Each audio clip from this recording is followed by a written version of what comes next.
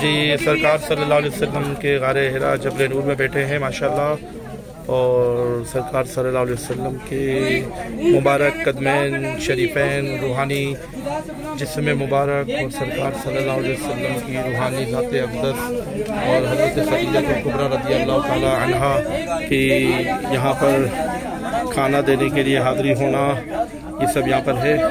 تو سرکار صلی اللہ علیہ وسلم کی نسبت سے غار حرا میں آ جانا ہوا ماشاءاللہ۔ آگے بہت رش ہے، دیکھیے گا لوگ جو ہے کافی اس میں اتنا جمع غفیر ہے، ہجوم کثیر ہے، تو نفل پڑھنے کا موقع شاید نہ لگے۔